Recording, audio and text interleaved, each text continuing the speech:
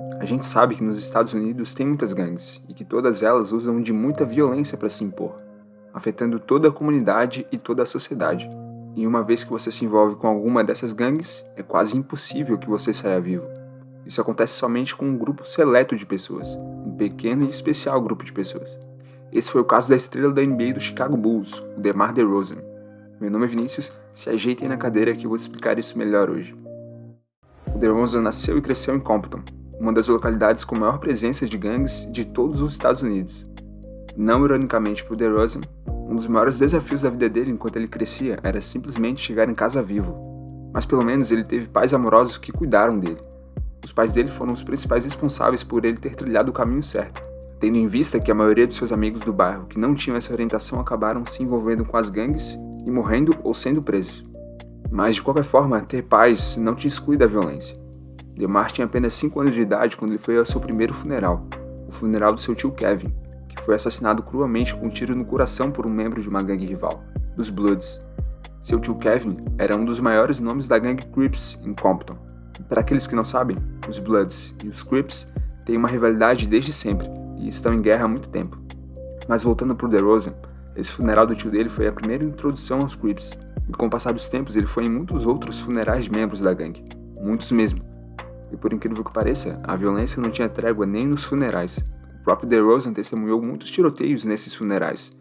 Carros de gangues inimigas vinham atirando em todo mundo que estava presente nesses funerais. Era um negócio insano.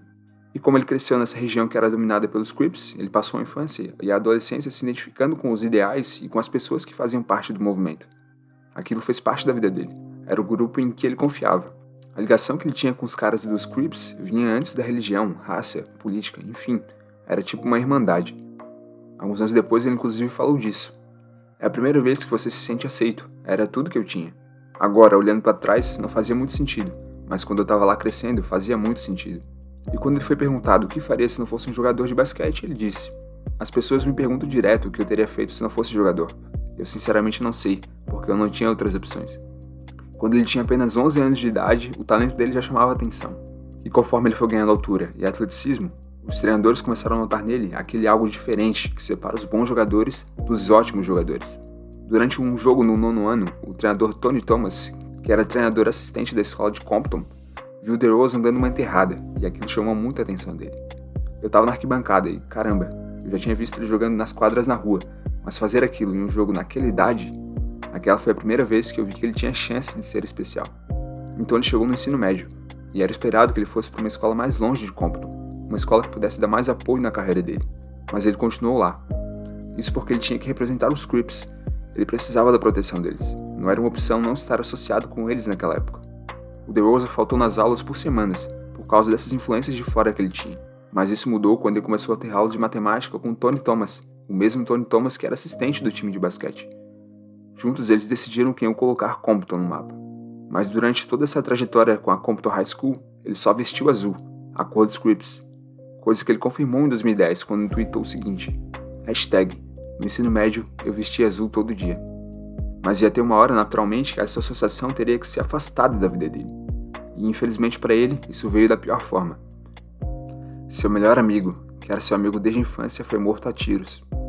Eles iam se encontrar, mas antes do DeRozan chegar ao local, o seu amigo foi morto a tiros depois de uma disputa de um jogo de dados.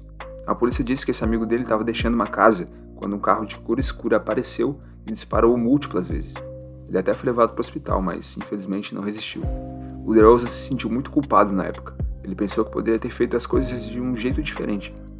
Aquele gosto amargo na garganta dele com certeza foi o que deu motivação e determinação para ele sair daquela vida e daquele lugar. No seu último ano do ensino médio, ele estava ranqueado como um dos 5 melhores jogadores de todos os Estados Unidos. O Tony Thomas disse depois algumas palavras sobre o comportamento e o comprometimento do DeMar. Ele estava sempre na academia. Ele é o garoto que mais se dedica que eu já vi. Ele ajudou a mudar as coisas em Compton. Ano passado ganhamos o primeiro campeonato desde 1969. Isso foi possível com o DeMar vindo para cá e tornando a escola atrativa para as crianças locais. E depois que ele saiu do high school, ele foi jogar na Universidade de USC, mesmo tendo oportunidades para jogar na Universidade de Arizona State e North Carolina. Ele escolheu ficar perto de casa, né? Ele logo se tornou um jogador excepcional, e até ganhou o MVP de jogador universitário quando o time dele, o da USC, ganhou o título. Os seus sonhos estavam se tornando realidade. Ele deixou a universidade depois daquele ano e, obviamente, os times da NBA queriam ele. No draft de 2019, ele foi escolhido na 9ª posição pelo Toronto Raptors, conquistando o que ele sempre quis depois de ter trabalhado tanto. Hoje ele joga pelo Chicago Bulls e, inclusive, na temporada atual, ele é a grande estrela do time, marcando quase 30 pontos por jogo. E até os dias de hoje, quando ele acerta algumas bolas de 3, ele faz sinais que lembram os Crips. É controverso, mas faz parte da personalidade dele. O esporte salva vidas, e salvou o de DeRozan sem sombra de dúvidas. Meu objetivo aqui não é romantizar nenhuma associação com gangues ou algo do tipo, e sim reforçar a importância do esporte na vida dos jovens. Enfim, o vídeo de hoje fica por aqui. Se inscreve no meu canal para me ajudar a bater 1000 inscritos, deixa também o seu like, e se você está assistindo pelo TikTok, deixa o seu like também e me segue. Um abraço, até semana que vem. Falou!